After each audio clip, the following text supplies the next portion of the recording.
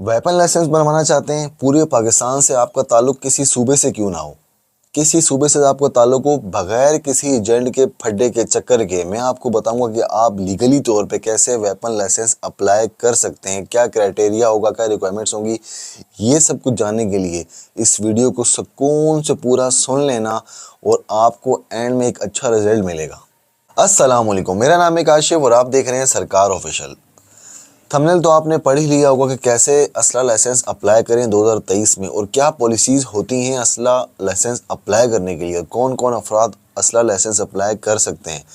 देखें, और सरकारी लोग जो होंगे वो कैसे अप्लाई करेंगे और जो प्राइवेट लोग हैं वो कैसे अप्लाई करेंगे। इस वीडियो में मैं तमाम सूरत हाल आपको बताऊंगा कि कैसे असला लाइसेंस अप्लाई करते हैं और क्या रिक्वायरमेंट्स होती हैं। बहुत ही आसान होती हैं, जिनको अगर नहीं पता हो तो उनके लिए ये वीडियो बहुत ज़्यादा इन्फॉर्मेटिव होने वाली है। तो इस वीडियो को लाइक करें, चैनल को सब्सक्राइब करें ताकि आने वाली तमाम वीडियोज़ आपको मौसूल हो सकें।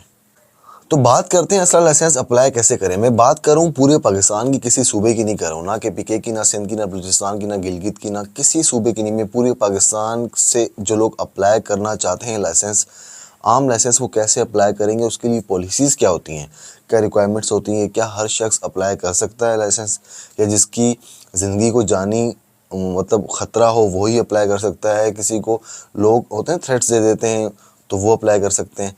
तो आज मैं इस वीडियो में आपको बताऊंगा कि देखें, सबसे पहले तो मेरी बात सुन लें। पूरे पाकिस्तान में एक ही क्राइटेरिया है वेपन अप्लाई करने का, लाइसेंस एक ही क्राइटेरिया, किसी का क्राइटेरिया चेंज नहीं है।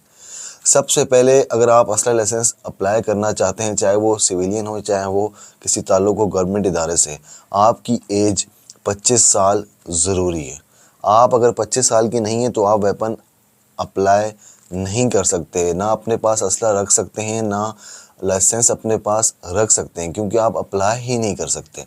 तो आपकी एज होनी चाहिए 25 साल।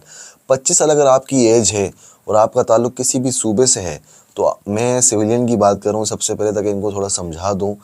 तो आपने सबसे पहले आपने अपने सूबे के होम डिपार्टमेंट से रब्ता करना है। होम डिपार्टमेंट में जाने के बाद आपने वहाँ लाइसेंस सेक्शन ऑफिस होगा, वहाँ जाना है। वहाँ जाने के बाद वहाँ से आपका बनता है लाइसेंस।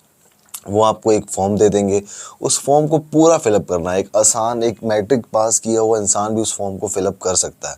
तो इसके लिए तालीम भी ज़रूरी नहीं है कि आप इतनी तालीम हो इतनी हो, सिर्फ आपके पास पाकिस्तानी शहरियत होनी चाहिए, आप 25 साल के हों बस, और आपका क्रिमिनल रिकॉर्ड ना हो। अगर क्रिमिनल रिकॉर्ड ज़्यादा हुआ आपका तो मुश्किल होती है, क्योंकि वेरिफिकेशंस भी होती हैं। उसके बाद फिर आप होम डिपार्टमेंट जाने के बाद फिर उसके बाद आपने वो फॉर्म फिलअप करना है। फिलअप करने के बाद जो रिक्वायरमेंट्स लास्ट में फॉर्म पे लिखी होती हैं वो आपने पूरी करनी है। मैं बता देता हूँ क्या क्या होती हैं। उस पर ये होता है कि आप एनएससी अटैच करना होता है, एनएससी की कॉपी अटैच करनी होती है, अपनी 2 फोटोग्राफ्स अटैच करने होते हैं। देन फिर आपने गैस का बिल, अपना जो गैस का बिल है वो अटैच करना होता है। उसके बाद आपने अपना डोमिसाइल पीआरसी अटैच करना होता है। यहाँ एक बड़ी इंपॉर्टेंट सी बात है, वो सुन लें कि आप अगर डबल एड्रेस आप रखते हैं, मींस कि अगर आपका एक एड्रेस केपीके का है और एक पंजाब का है, तो थोड़ी गड़बड़ हो सकती है। तो उसके लिए एड्रेस भी आपका सिंगल होना चाहिए। तो हर सूबे का क्राइटेरिया एड्रेस को लेकर चेंज है। बाकी बात करते हैं तो उसके बाद फिर आपने वो फॉर्म फिलअप करने के बाद आपने फॉर्म सबमिट करवाना है। सबमिट करवाने के बाद वो आपको एक और फॉर्म देंगे वेरिफिकेशंस का। वेरिफिकेशन के बगैर आपका लाइसेंस नहीं बन सकता। किसी एजेंट के चक्कर में नहीं पड़ना है आप लोगों ने। तो आपका उसके बाद फिर आपने वेरिफिकेशंस करवानी है। हर सूबे की वेरिफिकेशन क्राइटेरिया चेंज है। जो इसके अंदर मेन इदारे हैं मैं वो बता देता हूँ आपको, जो सबके सेम है। एक तो वेरिफिकेशन का जो होगी वेपन की, आपकी अपनी वेरिफिकेशन आपकी अपनी होती है। वो आपके मुतलका थाने से होगी, मुतलका डिस्ट्रिक्ट ऑफिस से होगी, मुतलका आपके सीडीडी ऑफिस से होगी, स्पेशल ब्रांच से होगी। ये वो इदारे हैं जो आपकी करैक्टर वेरीफाई करके देते हैं आपको। उसके बाद अगर आप वो वेरिफिकेशन आगे सबमिट करवाते हैं होम डिपार्टमेंट में, तो फिर आप अपनी फ़ीस पे करते हैं, चाहे वो सिंध की करनी हो, चाहे वो ऑल पाकिस्तान की करनी हो, चाहे सूबे की फ़ीस। मीन्स कि अगर आप सूबे का बनाना चाहते हैं तो आपने सूबे की फ़ीस पे करनी है। मीन्स कि अगर वो वेपन फिर आप सूबे से बाहर नहीं लेके जा सकते कैरी करके। अगर आपको सूबे का बनवाना है तो आपको सूबे के ही अंदर रहकर उसको इस्तेमाल करना होगा, इसके अलावा नहीं। अगर ऑल पाकिस्तान बनवाएंगे तो आप पूरे पाकिस्तान में लेके कैरी कर सकते हैं, बट एक शर्त है, अगर गवर्नमेंट ऑफ पाकिस्तान ने मीन्स कि अगर आपने बनवाया हुआ है ऑल पाकिस्तान और आप KPK में तो लेके घूम रहे हैं, और अगर वहाँ से जाना चाहते हैं पंजाब में, और पंजाब गवर्नमेंट ने वहाँ पे 144 सेक्शन आयद कर दिए पूरे सूबे में, तो फिर आपका परमानेंट बनता है 144 का, जो कि बनता है होम डिपार्टमेंट से। वो लाजमी आपके पास होना चाहिए, नहीं तो उसके अगर वो ना हुआ 144 लगी हुई तो आप गिरफ़्तार भी हो सकते हैं। इसके बाद बात करते हैं कि वो सब फीसेस सबमिट करने के बाद आपने रिलैक्स करना है। आप अर्जेंट बनवाते हैं या नॉर्मल बनवाते हैं, उसकी फ़ीस की पे करने के बाद आपका लाइसेंस आपको मिल जाएगा। ये तो हो गए प्राइवेट लोग जो उन्होंने प्राइवेट अप्लाई करना होता है।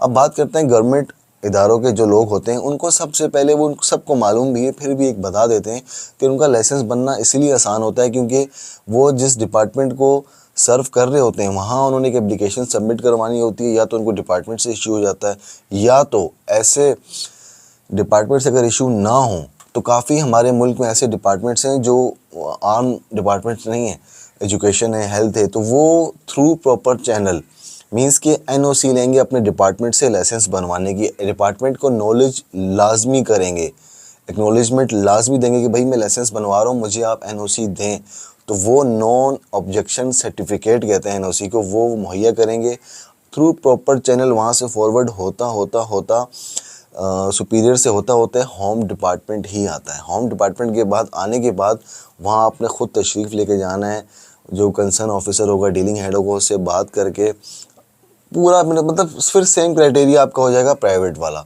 बट आपका वेरिफिकेशंस आपकी नहीं होती क्योंकि आप पहले ही डिपार्टमेंट में सर्वाइव कर रहे होते हैं, तो आपकी वेरिफिकेशंस पहले से हो चुकी होती हैं, तो आपकी वेरिफिकेशंस नहीं होती, सिर्फ आपका जो सुपीरियर की तरफ से नाम आता है आपके डिपार्टमेंट की तरफ से होम डिपार्टमेंट में कि भाई इसका लाइसेंस बना के दे दिया जाए, हमें इसका एतराज़ नहीं है, तो फिर वो आगे आपको भी सेम फॉर्म फिलअप करना होता है, टोकन लेना होता है, स्नैप्स लेनी होती हैं, तो वो सारा काम वहीं पर ही होता है। एक दिन का काम होता है, ज़्यादा झंझट इसमें नहीं होता। तो इसी तरह आपका लाइसेंस आपका 30 दिन बाद 45 दिन बाद बनकर आ जाता है। इसके अलावा किसी का कोई मसला हो, कोई सवाल हो, तो मुझे कमेंट सेक्शन में ज़रूर पूछ लेना, मैं आपके हर एक सवाल का जवाब दूंगा। रिलेटेड होना चाहिए वेपन आर्म लाइसेंस के हवाले से, इसके अलावा नहीं होना चाहिए। बाकी हम वीडियोस बनाएंगे कि बेस्ट हथियार कौन से हैं, वेपन्स कौन से हैं, कौन सा पिस्टल इंसान को इस टाइम रखना चाहिए, मतलब हर इंसान की एक अलग पसंद होती है, तो मैं बताऊंगा आपको नेक्स्ट वीडियो में कि भाई कौन कौन से वेपन आप रख सकते हैं, किसकी क्या कीमत है, क्योंकि काफ़ी फ़ायदेमंद होगी वो वीडियो आपके लिए। तो अपना बहुत ख्याल रखिएगा, मुझे दुआ में याद रखिएगा। अल्लाह हाफ़िज़।